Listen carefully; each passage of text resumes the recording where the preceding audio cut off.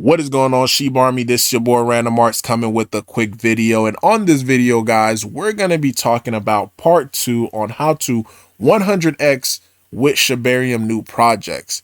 Now, if you didn't watch the first video, guys, part 1, make sure you watch it. I know some people are rebellious. They're going to come to part 2, then have tons of questions where they could have just watched part 1 and all the questions would have been answered. So again, make sure you watch part 1. I'll leave the link in the description so that way you're able to do so. Now, before I get to it, guys, like always, make sure you smash that like button. If you're new to the channel, consider subscribing. Love to hear your thoughts and opinion about Shibarium. Again, guys, make sure you watch part 1 so that way we can avoid asking all these questions. Now, if you did watch part 1 and you still do have questions, of course, I want you to ask questions. And that way I could, I'll do my best to be able to try to answer it. So to get right into it, guys. So these are not the commandments. This is not the gospel. These are just some of the stuff that I use to be able to try to stay safe in a bearish market. So key takeaway for this, guys, it is in a bearish market. So rugs tend to happen a little bit more frequent. So whenever you're investing in these projects, and again, not financial advice, just explain to you my process. But whenever you're investing into newer projects, you do have to, be more cautious and not be as optimistic as you were during a bull market. So first things first is now this right here, especially number 4 right here, this is specifically for Shibarium. Bone in itself, if Bone is trading, $10, $11, $12, then I wouldn't even use this. I wouldn't even be looking to try to get into newer projects unless Bone is still trading below $10. And I explained to you guys already in my last video, so that way you know what I mean.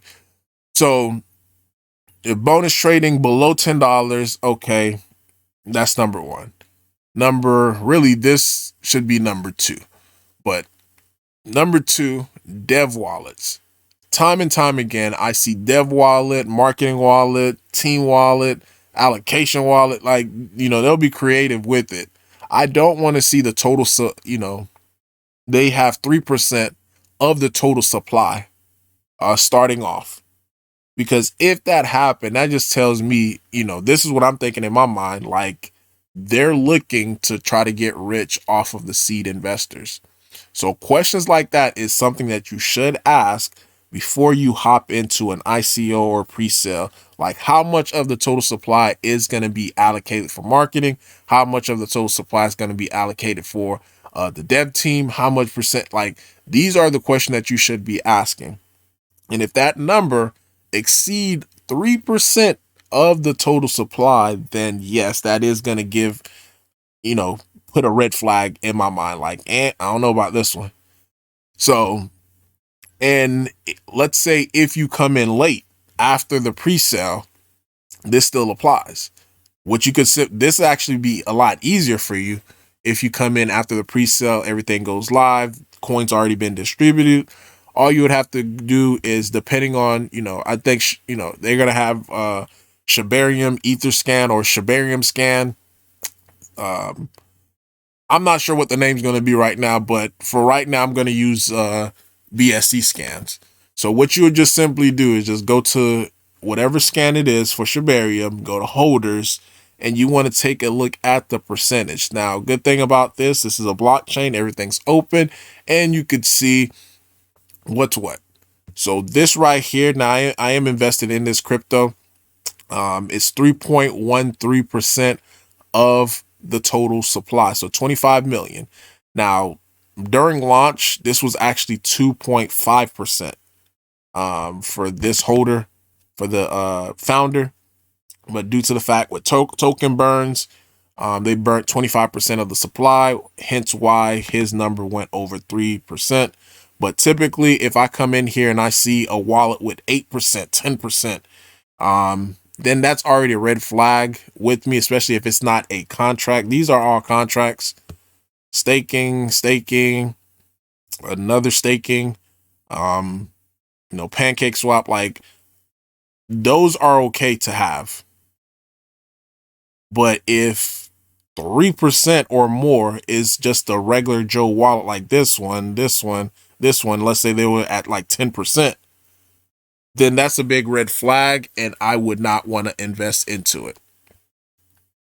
So next is funding the LP. So if I'm getting in during the pre-sale and they're not funding the LP out of their own pocket, or they're going to use the seed money to be able to fund it, with the exception of they're actually buying in.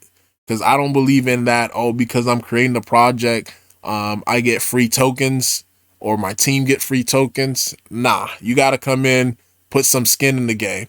Your time, to me, is not skin in the game versus money. Because you have money or the LP from the seed investors that you could easily just sell at any random time. And or if they do get free tokens, have those tokens to be able to be locked up for at least 2 years. So if it's not locked up for 2 years and you're getting free tokens, then nah, that's not happening. Solid roadmap. They got to have a solid roadmap that, you know, that sounds at least reasonable to somebody else. They're like, that sounds interesting. You know, I could, you know, if this happened, like a little bit of hope. Like if this happened, I could see this token 10x and 100x. And like, if talks like that are not being, you know, if that doesn't attract you, because you got to use your own, you got to make your own decision on that part as far as with the roadmap. But if you think to yourself like, I could see this 10xing if this use case come out, versus like, hey, we're gonna build another Dookie swap for you. Like there's so many swaps out there now that it's you know, that it's saturated. Now, with the exception of, okay, the swap is exclusively for Shibarium, or starting from Shibarium to be able to be on other platform. But if it's just like, hey, we're building us a new swap, then yeah, I don't know about that. But yeah, these are all just, again, guidelines, not gospel, not, you know, you may have your own set of criteria that you want to add onto it as well too. And the last thing I'll leave you guys with, so if you miss all of the pre-sale and you go in and, you know, at least number one, you know, the dev wallet by going on BSC scan or whatever scan is going to be for Shibarium. Along as this part check out and the roadmap check out as well, then the next thing I would do is just look at the chart. And remember, this is for after the launch and stuff like that. I would typically look for something like this.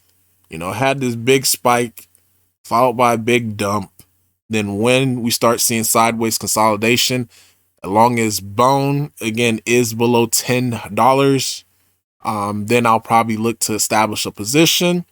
And I ain't spending more than $10. Sorry, not $10, $100 on any given project, due to the fact that probability is typically on the high end that a project would fail.